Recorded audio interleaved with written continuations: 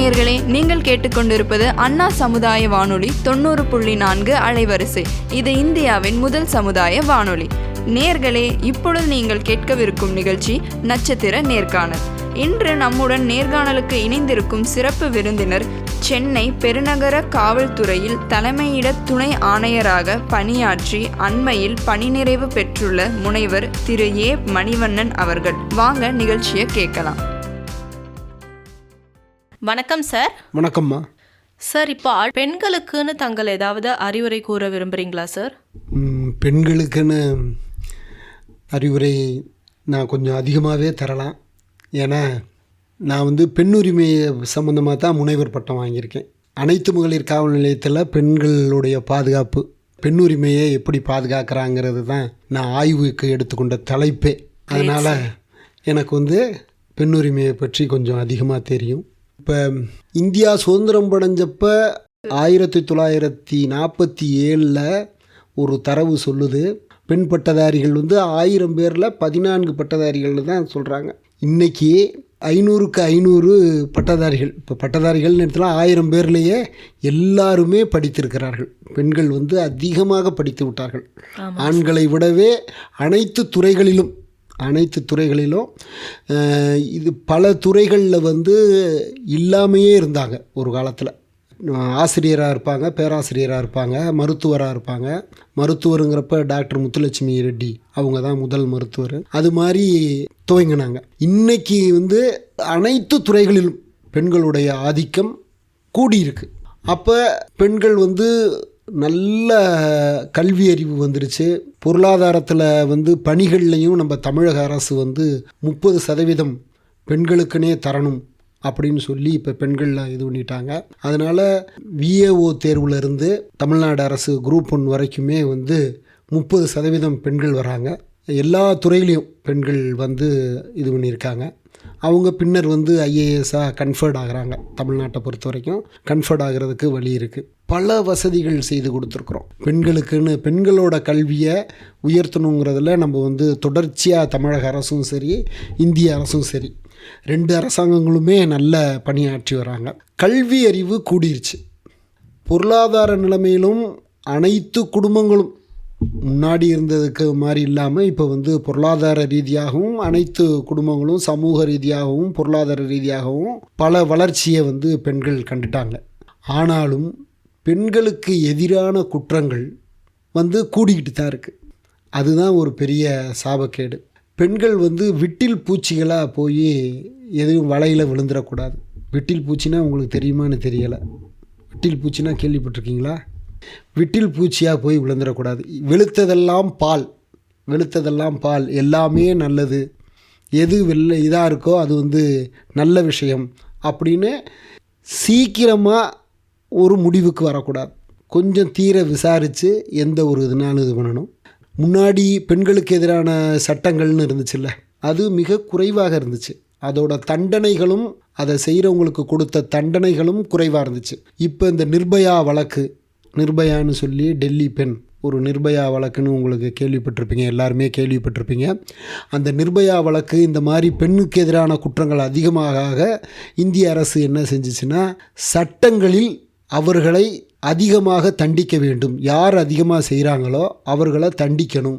அந்த வழக்குகளில் அதிகமான தண்டனைகளை பெற்று தர வேண்டும் அப்படிங்கிறதுக்காக நம்ம சட்ட பிரிவுகளிலேயே நம்ம இப்போ கூடுதலாகவும், புரியுதா, சட்ட பிரிவுகளையும் கூடுதலாக்கணும், தண்டனையையும் கூடுதலாக்கணும். 3 வருடங்களாக இருப்பதை 7 வருடங்களாகவும், 7 வருடமாக இருப்பதை 10 ஆண்டுகள் ஆயுள் தண்டனையாக கூட நம்ம கூட்டியிருக்கோம். அந்த மாதிரி செய்திருக்கிறோம். அதற்கென்றே இதில் மற்ற மாநிலங்களை பற்றி நமக்கு தெரியாது, மற்ற மாநிலங்களோட காவல்துறையை பற்றி நமக்கு தெரியாது.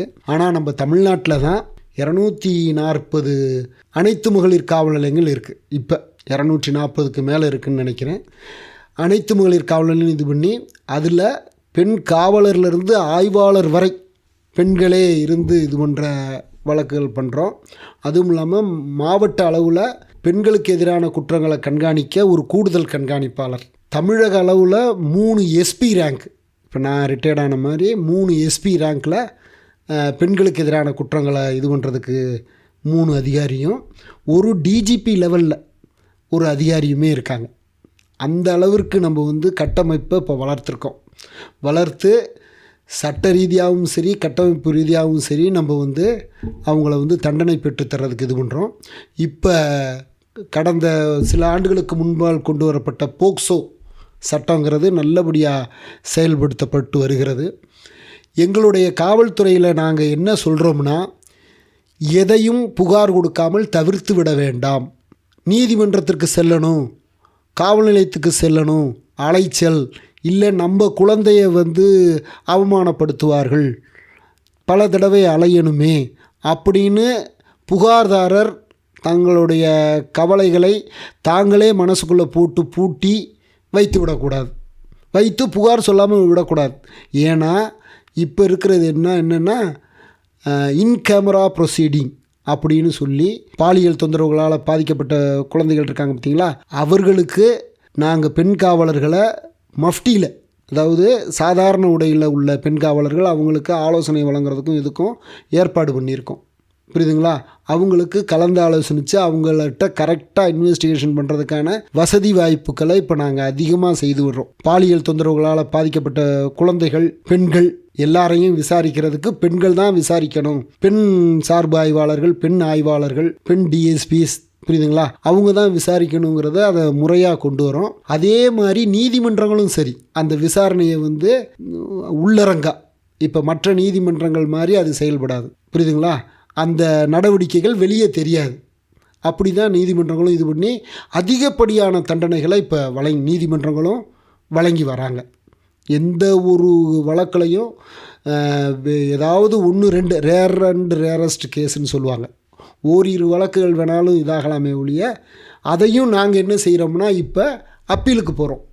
அப்படி ஏதாவது ஒரு சில வழக்குகள் 100ல் 2 வழக்கு, 1 வழக்கு விடுதலை ஆகிட்டாலும் அந்த வழக்கையும் ஏன் நீங்கள் வந்து தண்டனை வாங்கலை அப்படின்னு சொல்லி அதை விட உயர்ந்த மேல்முறையீட்டு நீதிமன்றங்களில் போய் நாங்கள் அணுகி அதுலேயும் தண்டனை பெற்று தருவதற்கான பணிகளை நம்ம செய்து வரோம்.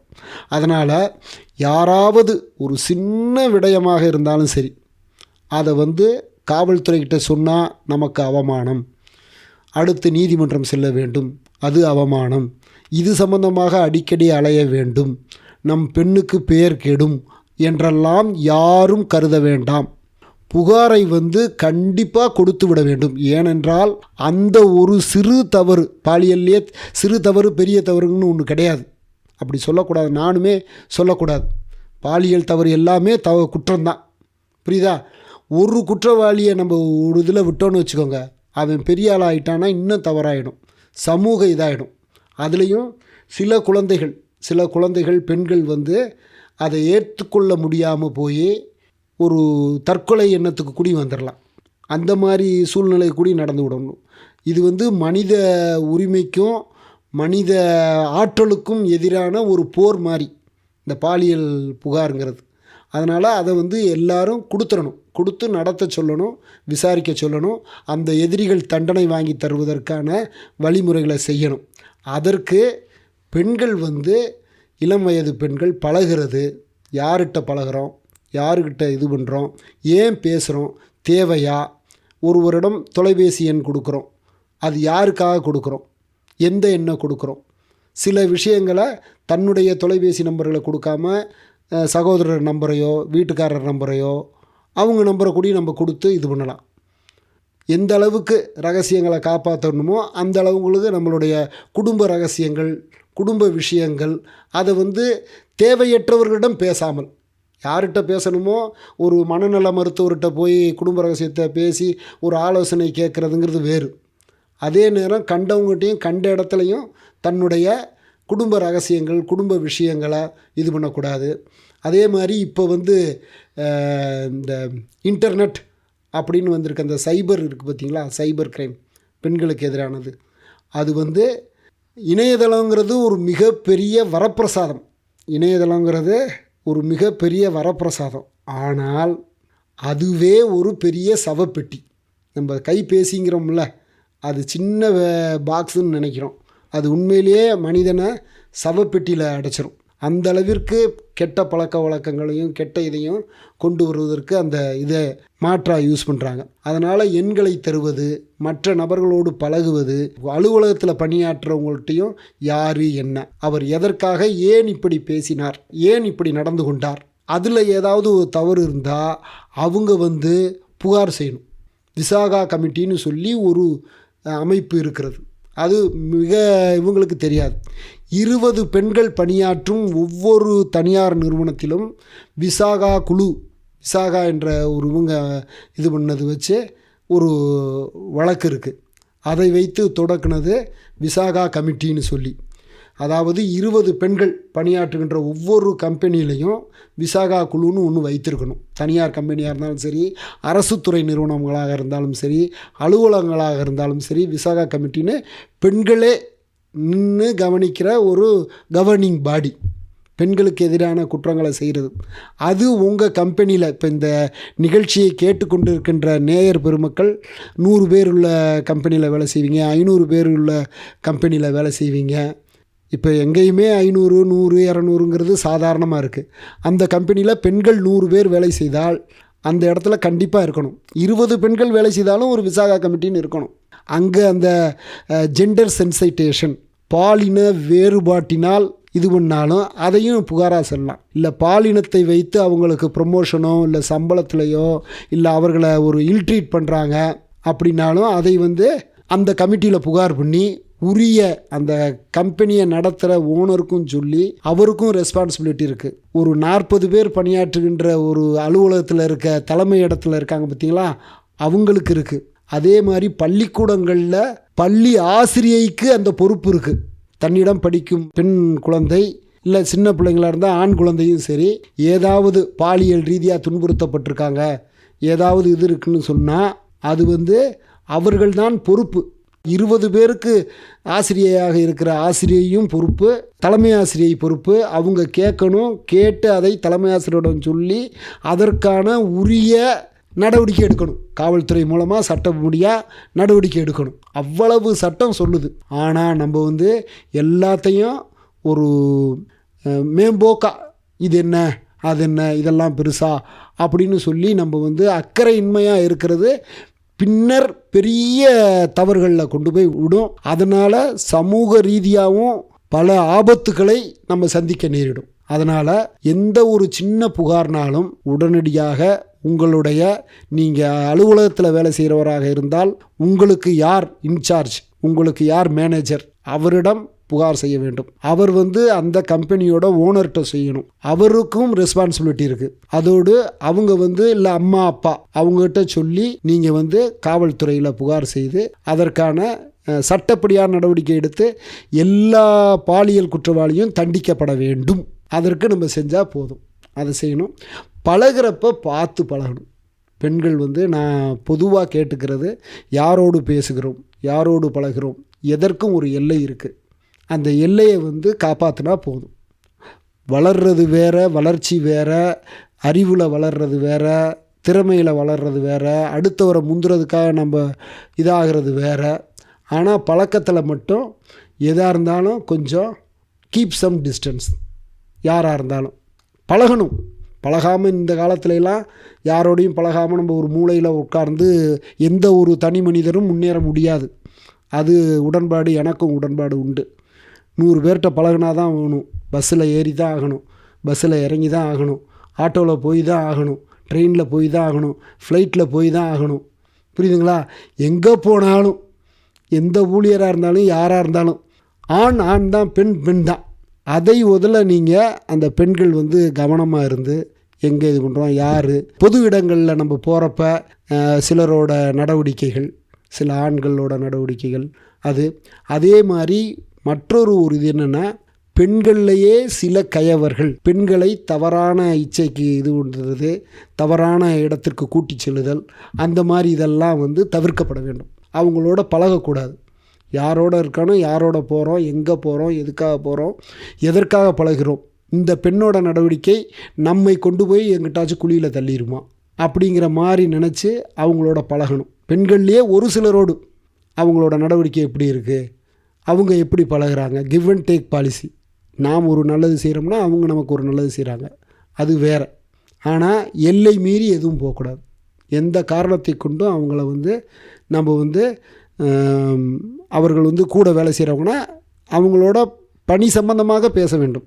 அவங்கக்கிட்ட நம்ம ரகசியத்தை, குடும்ப ரகசியத்தை சொல்கிறது, அவங்க குடும்ப ரகசியத்தை நம்ம தெரிஞ்சுக்கிறது, இதெல்லாம் அவாய்டு பண்ணாலே பாதி குற்றங்கள் பாதி இது நீங்கிடும்னு என்னுடைய கணிப்பு. இந்த சமூக ஊடகங்கள்னு சொல்லி முகநூல், வாட்ஸ்அப், இன்ஸ்டாகிராம், எக்ஸ் பேஜ் அப்படின்லாம் இருக்குது. ஒவ்வொரு பெண்ணும் சரி ஆணும் சரி, இது இருவருக்குமே சமூக ஊடகங்களை பற்றி நான் நினைக்கிறது என்னென்னா, நட்பு இல்லாமல் யாரும் முன்னேற முடியாது. நட்பு தேவைதான். சமூகத்தில் நம்ம செய்திருக்கிற சாதனைகளை நம்ம சமூகத்தில் சொல்லணும். சமூகம் பற்றிய அறிவு நமக்கு வேணும். அதற்கு முன்னாடினா வெறும் பேப்பர் இருந்துச்சு, ஏதோ திருவிழா போவோம் வருவோம், நம்ம உள்ளூருக்குள்ளே ஒரு குண்டு சட்டிக்குள்ளேயே குதிரை ஓட்டிக்கிட்டு இருந்தோம்.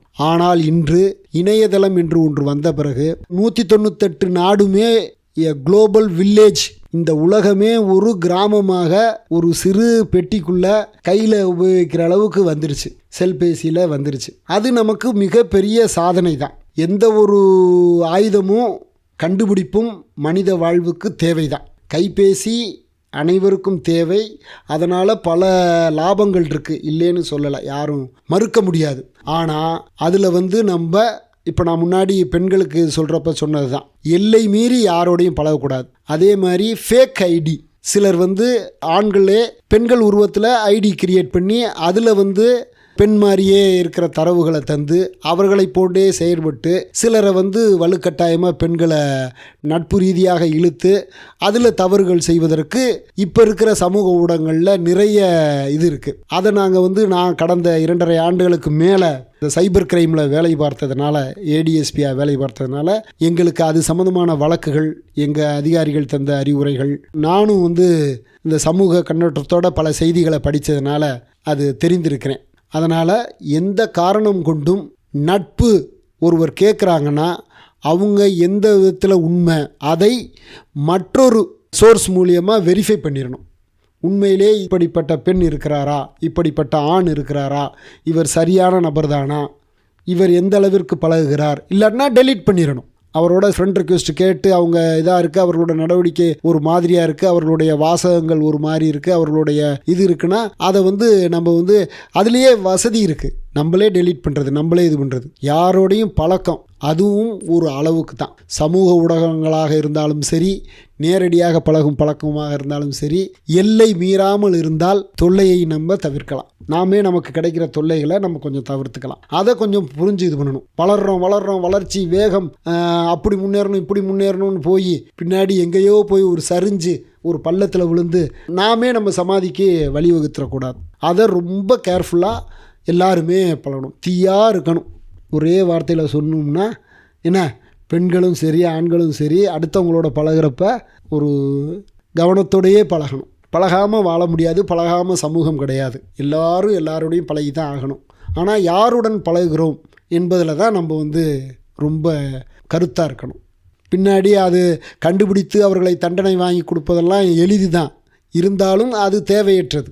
அதையே நம்ம முன்னாடியே நடக்காமையே தடுத்துடலாம். அதுக்கு தான் நாங்கள் இப்போ பள்ளிகள், கல்லூரிகள், பொது இடங்கள், பெண்கள் அதிகமாக வேலை பார்க்குற இடங்கள், எல்லா இடத்துலையும் இந்த சைபர் கிரைம் அவேர்னஸை நாங்கள் செஞ்சு வரோம். தமிழக காவல்துறை அதற்குன்னே தனி ப்ரோக்ராம் செஞ்சு எத்தனை நிகழ்வுகள் இந்த மாதம் நடத்துனீங்க, இந்த வாரம் நடத்துனீங்க, இதை இப்படி டெவலப் பண்ணுங்க அப்படின்னு சொல்லி ஒவ்வொன்றும் இது பண்ணி அவர்களுக்கு பல இது பண்ணி கல்லூரி மாணவர்கள், பல்கலைக்கழக மாணவர்கள் இவங்களுக்கெல்லாம் நாங்கள் இது பண்ணுறோம். அதே மாதிரி இது ஒரு பக்கம். மற்றொன்று என்னென்னா, பணம் யாராவது தொலைபேசியில் பேசுகிறாங்க, தொலைபேசியில் ஒரு திட்டம் வந்திருக்கு, உங்களுக்கு ஒரு gift வருது, 1.5 லட்ச ரூபாய்க்கு வருது, நீங்கள் அதுக்கு 6,500 மட்டும் கட்டினா போதும், நீங்கள் கட்டினீங்கன்னா 6,500 கட்டினீங்கன்னா உங்களுக்கு 1.5 லட்சத்துக்கு பொருளை நாங்கள் அனுப்பி வைக்கிறோம் அப்படின்னு சொல்லி 6,500 கட்ட சொல்கிறது. நம்ம ஆட்கள் சரி 1.5 லட்ச ரூபாய்க்கு கிடைக்குதேன்னு சொல்லி யாரோ என்னவோன்னு தெரியாமல் வெறும் 6,500 அனுப்ப வேண்டியது. அப்புறம் கஸ்டம் கிளியரன்ஸு டெல்லியிலேருந்து வரணும், அதுக்கு நீங்கள் ஒரு 22,400 கட்டுங்கன்னுவான். அந்த 22,400 கட்டுறது, இப்படியே ஏமாறுறது. முன்னாடி ஏமாற்ற வருகிறவர்களுடைய முகம் தெரியும், 40 வருஷத்துக்கு முன்னாடி நாங்கள் வேலைக்கு சேர்ந்தப்ப நாங்கள் பணியாற்றினப்பெல்லாம் ஏமாற்று வழக்குங்கிறது இன்னார் வந்தார், இப்படி இருந்தார், இந்த ஊர்க்காரர், அவருடைய முகம் இப்படி இருந்தது அப்படின்லாம் அடையாளம் சொல்லுவாங்க. இப்போ ஏமாறுறவர்கள், அதுவும் இந்த கணினி வழியாக இணையதளம் வழியாக ஏமாறுறவங்க இருக்காங்க பார்த்தீங்களா, அவர்கள் முகத்தை காட்டுவதே இல்லை. குரல் கேட்குது, தொலைபேசியில் எண் வருது, என்ன முகங்களை காட்டுவதே இல்லை. அவங்களோட வார்த்தைகளை நம்பி நம்ம பணத்தை அனுப்புவதோ, யாருக்காக இருந்தாலும் சரி, ₹1 கூட அனுப்பக்கூடாது. அதில் தெளிவாக இருக்கணும் நம்மளுடைய உறவினர்கள். அதே மாதிரி ஒரு சிலருங்க எப்படின்னா, இப்போ எப்படி இருக்குன்னா, உங்களுடைய அண்ணே அடிபட்டு இங்கே கிடக்கிறாரு, அவருக்கு 45,000 ரூபா ஆப்ரேஷன் கேட்குறாங்க, உடனே அனுப்புங்க அப்படின்னுவான். ஐயோ நம்ம அண்ணனா ஃப்ரெண்டோ இதுன்னு சொல்லி வேகமாக அந்த பதட்டங்கிறதே கூடாது. பணம் யார் கேட்டாலும் சரி, நான் பார்த்து கொள்ளுகிறேன், நீங்கள் உங்கள் முகவரி சொல்லுங்கள், இல்லை எந்த ஆஸ்பத்திரியில் இருக்காருன்னு சொல்லுங்கள், நான் பார்த்து நான் செலவு செஞ்சுக்கிறேன், இல்லை நான் என் ஃப்ரெண்டை அனுப்பி நான் செஞ்சுக்கிறேன், நான் இப்போ வெளியூரில் இருக்கேன், நான் கரூரில் இருக்கேன், நான் சேலத்தில் இருக்கேன், ஈரோட்டில் இருக்கேன் அப்படின்னாலும் நான் அனுப்பி என்னோடய ஃப்ரெண்டை அனுப்பி செஞ்சுக்கிறேன், நீங்கள் வைங்க, தகவல் மட்டும் சொன்னதுக்கு நன்றின்னு சொல்லிட்டு வச்சிடணும். அவங்களுக்கு பணம் அனுப்ப வேண்டாம். அந்த மாதிரி விழிப்பாக இருக்கணும். பணத்தை எந்த காரணத்தை கொண்டும் ஏமாறக்கூடாது. அதே மாதிரி பேங்க்குக்கு அனுப்புகிறதோ, மற்ற நிறுவனங்களுக்கு அனுப்புகிறதோ, பணம் அனுப்புவதில் ஏதாவது ஒரு அவசர தகவல் வருது, இந்த வாட்ஸ்அப்புக்கு அனுப்புங்க, இந்த வெப்சைட்டுக்கு அனுப்புங்க, இந்த இமெயிலுக்கு அனுப்புங்கன்னு சொல்கிறப்ப அந்த இமெயிலுடைய அட்ரஸ் உண்மையிலேயே நமக்கு தொடர்புடையவர்களுடைய இமெயில் தானா, அதில் ஒரு எழுத்தோ ஒரு எண்ணோ மாறி இருந்தால் கூட நாம் அனுப்புகின்ற பணமெல்லாம் கள்ள மார்க்கெட்டுக்கு போய் சேர்ந்துடும். அதை இப்போ நாங்கள் கண்டுபிடிக்கிறதுக்கு இந்திய அளவில் ஒருங்கிணைந்து செயல்பட்டு நம்ம தமிழ்நாடு போலீஸும் போய் பல்வேறு மாநிலங்கள்லேருந்து பல்வேறு நாடுகளில் சம்மந்தப்பட்டவங்களும் இருக்காங்க. மாநிலங்கள் மட்டும் இல்லை, நைஜீரியா, மற்ற நாடுகள், குறிப்பிட்ட சில நாடுகள் மாதிரி இருக்கிற நாடுகளில் இருந்தும் எதிரிகளை கண்டுபிடிச்சி கொண்டு நம்ம ரெக்கவர் பண்ணுறோம். அது பின்னாடி செய்கிற வேலை. நம்ம அனுப்புவதற்கு முன்னாடியே ரொம்ப கேர்ஃபுல்லாக இருந்தால் இதாக இருக்கும். அதனால் எந்த கம்பெனியில் வேலை செய்கிற பணம் கையாளுகின்ற அதிகாரிகள் யாராக இருந்தாலும் யாருக்கும் பணம் அனுப்புறதுக்கு முன்னாடி நல்லா வெரிஃபை பண்ணி தெளிவாக அதை அனுப்பணும். அதில் ரொம்ப கவனமாக இருக்கணும். இதுதானா அப்படின்னு தெரிந்து கொண்டு சரியான முகவரிக்கு சரியான இதுக்கு அனுப்பணும். ஒரு எழுத்தோ ஒரு டேஷு ஒரு ஸ்லாஷ் கோடு இருந்தால் கூடயும் பணம் மாறி போயிடும். அதை ரெக்கவர் பண்ணுறது பின்னாடி கொஞ்சம் கடினம். அதில் கொஞ்சம் அனைத்து கம்பெனியை சேர்ந்த பணம் கையாளும் கேஷியர், மேனேஜர்ஸ் கொஞ்சம் விழிப்பாக இருக்கணும். கோடிக்கணக்கான ரூபாய்களை கூட இழந்ததாக வழக்குகள் பதிவாகிட்டு வருது. அதனால தான் அதை நான் எச்சரிக்கையாக இங்கே சொல்ல விரும்புகிறேன். சைபர் கிரைம் பற்றியும் அதை எவ்வாறு தவிர்ப்பது அப்படின்றத பற்றியும் ரொம்ப அழகாக மக்களுக்கு எடுத்து சொன்னீங்க சார். இப்போ உங்களுடைய பதவி காலத்தில் பல போஸ்ட்களை நீங்கள் கடந்து வந்திருக்கீங்க. ஃபஸ்ட்டு எஸ்ஐலேருந்து அதுக்கப்புறமா இன்ஸ்பெக்டர் ஆகி, அதுக்கப்புறமா டிஎஸ்பிக்கு ப்ரொமோட் ஆகி, அதுக்கப்புறம் ஏசி, ஏடிஎஸ்பி, டிசின்னு இப்படி நிறைய ப்ரொமோஷன்களை கடந்து வந்திருக்கீங்க சார். இதில் உங்களுக்கு ரொம்ப பிடித்தமான ஒரு போஸ்ட் அப்படின்னா அது எதுவாக இருக்கும் சார்? Inspector post. ஏன்னா இன்ஸ்பெக்டர் போஸ்ட்டு தான் இன்றைக்கி ஒரு நபரை தூக்கு தண்டனைக்கு கூட அனுப்புகிற அளவுக்கு வழக்குகளில் விசாரணை செய்கிற இது உள்ள இது விசாரணை அதிகாரிங்கிறது இன்றைய லெவலில் டிஎஸ்பி வரைக்கும் இருக்குது. சில வழக்குகளில் மட்டும் ஏடிஎஸ்பி, எஸ்பின்னு போடுவாங்க. எஸ்பின்னு சில பெரிய வழக்குகளில் ஏடிஎஸ்பி, எஸ்பியே வழக்கு விசாரணை அதிகாரியாக இருப்பாங்க. ஆனால் காவல்துறையில் கீ போஸ்ட் அப்படிங்கிறது இன்ஸ்பெக்டர் தான். அதுதான் மர்டர் கேஸ் இருக்குது பார்த்தீங்களா, கொலை வழக்குகள், அதில் விசாரணை அதிகாரிகளாக இருக்கிற இது அதுதான். எல்லா தரப்பு வழக்குகளையும் சந்திக்கிறது அந்த ஆய்வாளர் பதவியில் தான் முடியும். ஏனென்றால் டிஎஸ்பி, ஏடிஎஸ்பி, எஸ்பின்னு சொன்னீங்கல்ல, அந்த மூணுமே சூப்பர்வைசரி போஸ்ட், நிர்வாகம்தான். இதை அப்படி செய், இதை அப்படி செய்யன்னு சொல்லி தனக்கு கீழே வேலை செய்கிறவங்கள வேலை வாங்குகிற பணி தான் அந்த டிஎஸ்பி, ஏடிஎஸ்பி, எஸ்பி வேலையில் இருக்கும். ஆனால் இன்ஸ்பெக்டர் வேலை தான் வேலையாக அவங்களே செய்யணும். அந்த ஆய்வாளரே இருந்து மர்டர் கேஸ் வரும், ஒரு பெரிய பாதுகாப்பு வரும், ஒரு கணவன் மனைவிக்கு இடையில் ஒரு பிரச்சனை வரும், அதை விசாரித்து அவங்கள வந்து அறிவுரை கொடுத்து அவர்களை உடனடியாக சேர்த்து வைக்கலாம். அடிபட்டு ஒருத்தன் வருவான், அவனை வந்து தூக்கிட்டு, நான்லாம் ஒரு வழக்கில் ஒரு பெண், ஒரு 65 வயது பெண் வெட்டப்பட்டு கை துண்டாயிடுச்சு, கையே துண்டாகி விட்டது. ஆனாலும் மலையில் அந்த பெண் வந்து ஒரு இதில் கண்மாய் கரையில், கண்மாய்ங்கிறது இங்கே ஏரின்னு சொல்கிறீங்கல்ல, அது மாதிரி ஒரு கண்மாய் கரையில் கிடக்கிற ஒரு இருந்ததை அந்த கையை மட்டும் பிளாஸ்டிக் பேக்கில் வச்சு எடுத்துகிட்டு போய் மதுரை அப்போலோ மருத்துவமனையில் அந்த கையை சேர்த்து மறுபடியும் அவங்கள பிழைக்க வைத்தோம். அந்த அளவிற்கான ஒரு நல்ல விஷயம் வந்து ஆய்வாளர் பதவியில் தான் கிடைக்கும். மிக அற்புதமான விஷயம் சார். எதாக இருந்தாலும் உங்களுக்கு அனைத்தையும் செய்கிறது அந்த ஆய்வாளர் பணி தான். காவல்துறையில் அது வந்து ஒரு தனி பிவிட்டல் போஸ்ட், அதாவது ஒரு தனி இலக்கு உள்ள போஸ்ட்டு அந்த ஆய்வாளர் பணி. மற்ற அதற்கு மேலே இருக்கிற அனைத்து பணியிடங்களும் கீழே இருக்கிறவங்கள வேலை பார்க்க சொல்லி அதை நிர்வாகம் பண்ணுறவங்க தான். ஆய்வாளர் பணியும் சப் இன்ஸ்பெக்டர் பணியும் நாங்கள் வேலை பார்த்தபோது சப் இன்ஸ்பெக்டர் பணி தான் முன்னாடி. அது ஒரு இது இருக்குது உங்களுக்கு சொல்லணும். இன்றும் சில காவல் நிலையங்களில் சப் இன்ஸ்பெக்டர் தான் SHO, station house officer, station house ஆஃபீஸர்னு சில கிராமப்புற காவல் நிலையங்களில் மட்டும் இருக்குது. இப்போயும் இருக்குது சில காவல் நிலையங்களில். இப்போ காரியாப்பட்டி, புரியுதுங்களா, அந்த மாதிரி ஊர்களில் வந்து இன்னும் வந்து அந்த SHO, ஸ்டேஷன் ஹவுஸ் ஆஃபீஸர்னு சொல்லுவோம், காவல் நிலைய பொறுப்பு அதிகாரி. புரியுதா? அவருக்கு தான் அந்த FIR போடுற அதிகாரம், தன் கீழே வேலை செய்கிற காவலர்களை வேலை வாங்கிறது, அந்த நிர்வாகம் பண்ணுறதெல்லாம் இருந்துச்சு. அது வந்து இப்போ வந்து எல்லா காவல் நிலையங்களுக்கும் ஒரு 1140 காவல் நிலையத்தில் எல்லா காவல் நிலையங்களுக்கும் ஒரு 100-200 தான் இருக்குது. மற்ற காவல் நிலையங்களுக்கெல்லாம் ஆய்வாளர்களை போட்டாச்சு, ஆய்வாளர் லெவலில் போட்டாச்சு.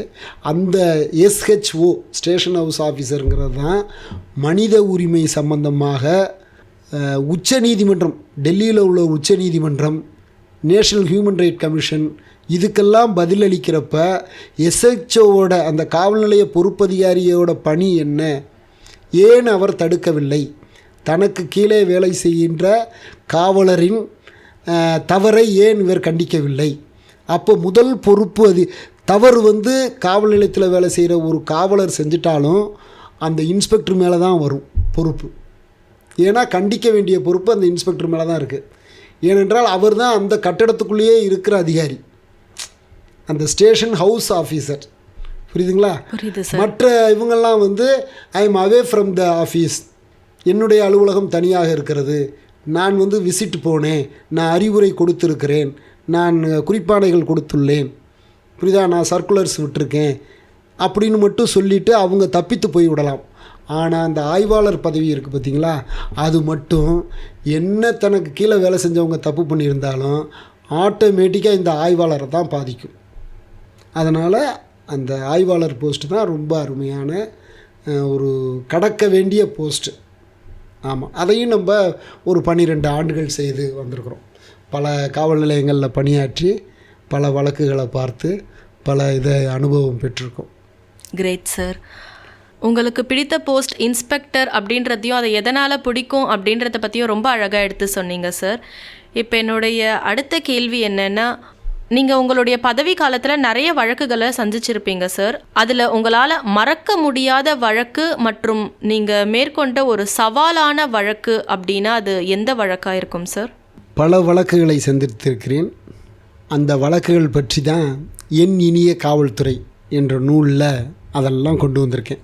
ஃபுல்லாக பல வழக்குகளில் நாங்கள் எதிரிகளை தேடி போனது, கன்னியாகுமரி மாவட்டத்தில் ஒரு கொலை வழக்குக்காக கேரள மாநிலம் சென்றது, மதுரையில் ஒரு பழிக்கு பழி வழக்கில் செய்தது, இதெல்லாம் வந்து என் இனிய காவல்துறை என்ற நூலில் நான் ஃபுல்லாக தெளிவாகவே எழுதியிருக்கேன்.